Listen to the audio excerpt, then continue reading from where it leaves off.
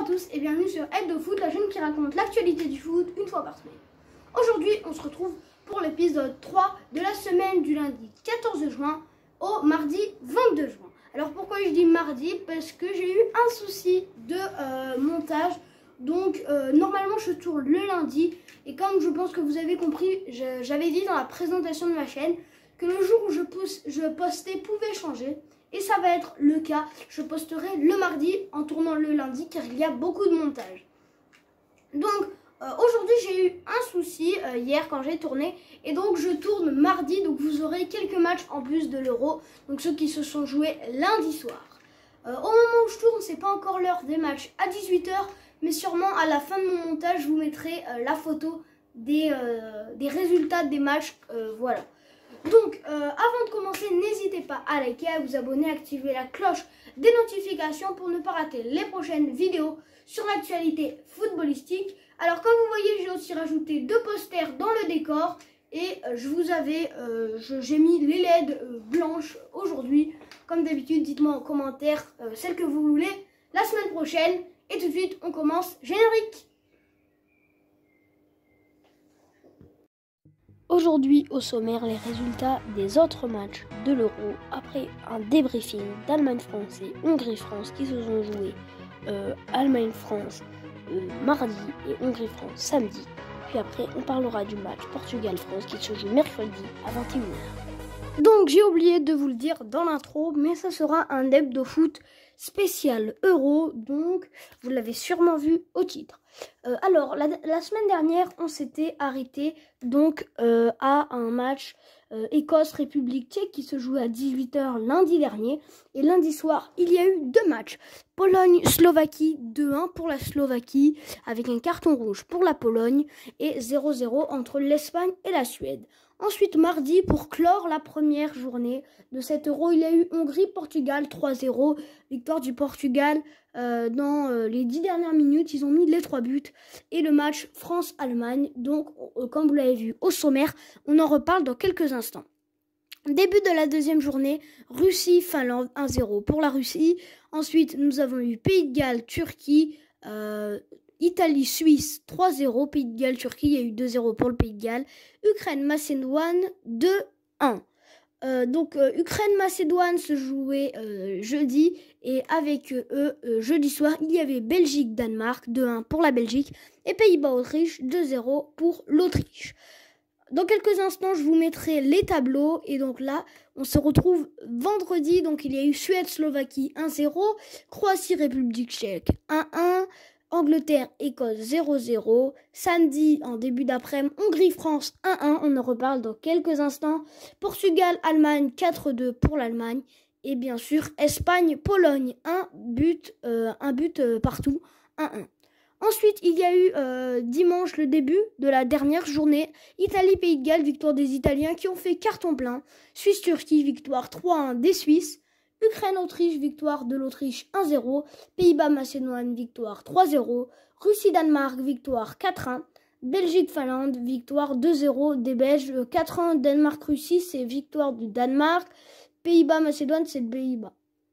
Et est-ce que j'ai dit Ukraine-Autriche, c'est l'Autriche.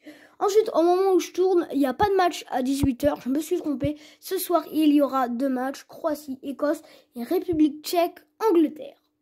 Donc, pour parler de ces matchs, on va parler dans quelques instants donc des classements. Donc, groupe A, l'Italie qui gagne, donc qui est premier de ce groupe A, qui a fini, elle, ses phases de groupe, tout comme le groupe B. Donc l'Italie qui est à 3 victoires, première avec 9 points. Le Pays de Galles et la Suisse, les deux à 4 points. Et la Turquie à 0 points. Le groupe B, ce sera Belgique première avec 9 points. Le Danemark avec 3 points, tout comme la Finlande. Et la Russie à 3 points. Donc la Russie est éliminée à cause d'un goal average de -5. Le groupe C est lui aussi terminé. Pays-Bas qui est premier avec 9 points, l'Autriche avec 6 points, deuxième, l'Ukraine troisième avec 3 points et la Macédoine du Nord avec 0 points. Le groupe D qui se jouera ce soir, la dernière journée. République tchèque première pour l'instant avec 4 points, tout comme l'Angleterre avec 4 points.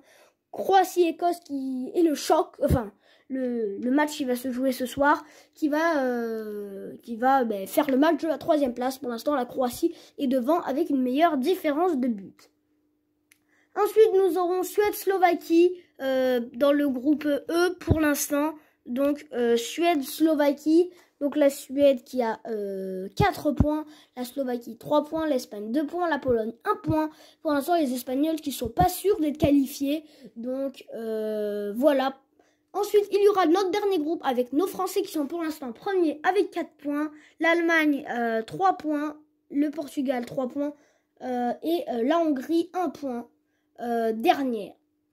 Donc tout de suite je vous mets les compos et nous allons parler du match Allemagne-France qui s'est joué donc si je me trompe pas mardi soir. Donc mardi soir il y a eu ce match Allemagne-France, je vous mets les compos juste ici. Donc c'était la compo habituelle de l'équipe de France avec Hugo Lloris, à droite Benjamin Pavard, à gauche Lucas Hernandez, au centre Varane et Kimpembe, Rabiot, Kanté et Pogba et Benzema, Griezmann, Mbappé. Je vous affiche maintenant la compo de l'Allemagne que je ne connais pas. Voilà, je ne l'ai pas apprise par cœur. Et ensuite, donc l'équipe de France qui s'est imposée 1-0 avec un but à la 20e minute de Hummels. Donc les Français qui n'ont pas du tout eu la possession, je vous mets toutes les stats maintenant au montage. Donc ils n'ont pas du tout eu la possession, nos Français. Ils ont eu 68% de mémoire pour les Allemands de possession. Donc les Français, eux, ont eu 32. Ensuite, nous allons parler du match Hongrie-France qui s'est donc joué, si je me rappelle bien, samedi. Oui, samedi. Donc nos Français qui sont tombés dans le piège hongrois et qui prennent 1 point. Donc Hongrie-France 1-1. Premier but de Fiola à la 45+2 pour les Hongrois sur leur seule action de la première mi-temps avec des Français qui dominaient à mort. Et à la 66e, Antoine Griezmann met le but de l'égalisation. Donc niveau stats, je me rappelle plus vraiment.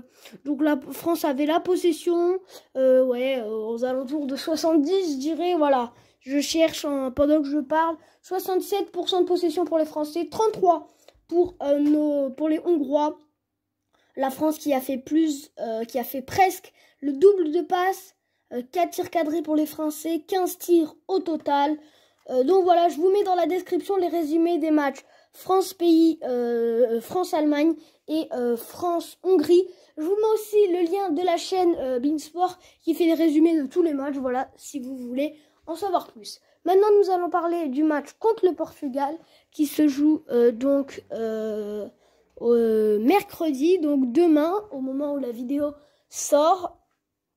Les Français qui doivent s'imposer pour pouvoir garder leur première place, mais qui sont sûrs d'être qualifiés maintenant avec les matchs qui se sont joués hier soir. Ensuite, dans quelques instants, non, je crois qu'on a tout dit, j'allais dire, on passera au tableau. On a tout dit dans 7 €.